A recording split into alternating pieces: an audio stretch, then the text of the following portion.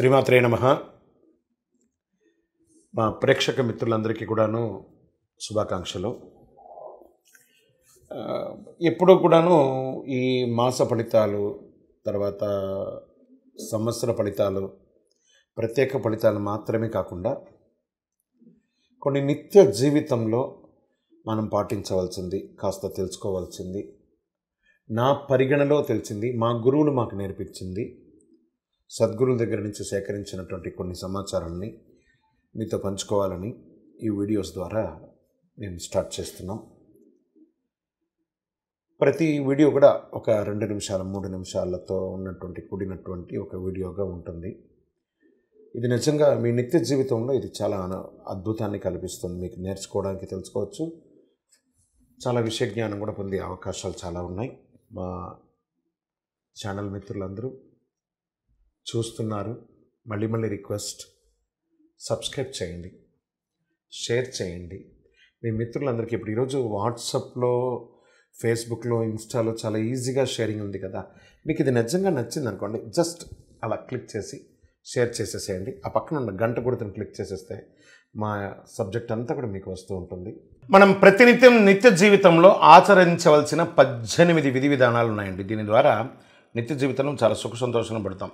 ప్రతి శనివారం ఇంట్లో ఉన్న పగిలిన, విరిగిన, పనికిరాని వస్తువులన్నింటినీ తీసి అవతల పడేయండి, బూజు దులపండి. మన వార్డ్రోబ్లో చెత్త చెదారంగా పేర్కొని ఉన్నటువంటి వేస్ట్ అన్నింటినీ తీసి పడేయండి. 2, ధనప్రాప్తి కొరకు ఏదైనా అమ్మవారి ఉపాసన చేస్తూ అమ్మవారి దగ్గర ఒక లవంగాన్ని ఉంచండి. గృహస్త్రీలు ఎప్పుడు కంట తడి పెట్టుకోకుండా చూసుకోవడం మంచిది. అది స్త్రీ పురుషులు ఇరువురికి కూడా వర్తిస్తుంది. ఇది ప్రతిరోజు పూజలో శ్రీ సూక్తాన్ని తప్పక పఠించండి. పూజా గదిలో తప్పనిసరి ఏకాక్షి కొబ్బరికాయ ఉంచడం ధనప్రాప్తి కలుగుతుంది. ఉదయం లేవగానే 2 అరచేతులు ఇలా గట్టిగా 4-5 సార్లు చేసి ముఖం మీద తెచ్చుకొని కరాగ్రే వసతి లక్ష్మి మంత్రాన్ని చెప్పుకోవడం చాలా విశేషం.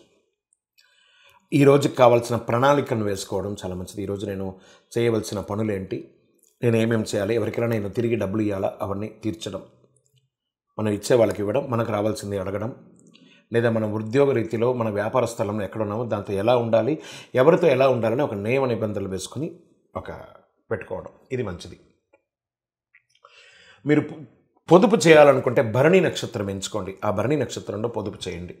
మీరు డబ్బు పెట్టే చోట కొన్ని అక్షంతలు, 4 లక్ష్మీ గవ్వలు, ఆకుపచ్చ గాజులు, శ్రీసూక్తం చదివి పెట్టండి. చాలా విశేషమైన ఫలితాలు పొందుతారు.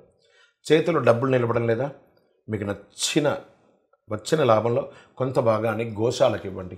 ఆకుకూరలు పెట్టండి. తప్పక మీ యొక్క కష్టాలు తొలగుతాయి. అవసరాన్ని మించి డబ్బు రావడప్పుడు మీ కులదైవానికి మొక్కులు. అయ్యో, నేను ఎంతో కష్టపడుతున్నా, నాకు ఎందుకు రావట్లేదు, మీ కులదైవ ప్రార్థన ఒకసారి చేయండి. ఎప్పుడు డబ్బుకి ఇబ్బంది అయితే వీలైనంత చిన్న పిల్లలకి తీపి మిఠాయిలు, స్వీట్స్ అన్ని పంచండి, చాక్లెట్స్ పంచండి పిల్లలకి. పిల్లలకి ఎప్పుడైనా వికారంగా ఉండి సరిగా తినకుంటే కొబ్బరికాయ వారి పైనుండి తిప్పి ఉప్పు తీసివేయండి. ఇవన్నీ ఇంట్లో చేయవలసినటువంటి పనులు. చిన్నపిల్లలు ఉంటారు కదా, ఎప్పుడు ఏడుస్తూ ఉంటారు, తినట్లేదు, వాళ్ళకి ఒక దిష్టి దోషం ఉందని చేసుకోవచ్చు. మీ దగ్గర ఎప్పుడు మీ పర్సులోనో మీ యొక్క హ్యాండ్ బ్యాగ్లోనో లక్ష్మీ గవ్వలు, గోమతి చక్రం ఉండేటట్టుగా చూసుకోండి. చాలా మంచిది. ఉదయం లేవగానే మీ ఎదురుగా పసుపు, గ్రీన్ ఇలాంటివన్నీ కలర్స్ ఉండేటట్టుగా చూసుకోండి. సుహాసులు వీలైనంత ఎరుపు లేదా ఆకుపచ్చ గాజులు ధరించడానికి ప్రయత్నం చేయండి. జుట్టు విరబోసుకొని ఇళ్లలో తిరగకండి. ఆ ఎంట్రుకలు ఎక్కడ పడితే అక్కడ పడకుండా చూడండి. ఇతరులు కాళ్ళు తొక్కేటట్టుగా చూడకండి. అది నిత్యం తులసి ఆరాధన చేయండి. ఉదయం సంధ్య దీపారాధన చేసి తులసికి ఆరాధన చేయండి. సంధ్యా సమయంలో శుక్రవారంలో గోర్లు కొయ్యడం, నోట్లో ఇలా కొరకడము, చెవులు చేయడము, తలదువ్వుకోవడము, అలాంటి పనులన్నీ చేయకండి. ఆ సమయంలో ఇల్లు ఊడవడము అవన్నీ చేయకండి.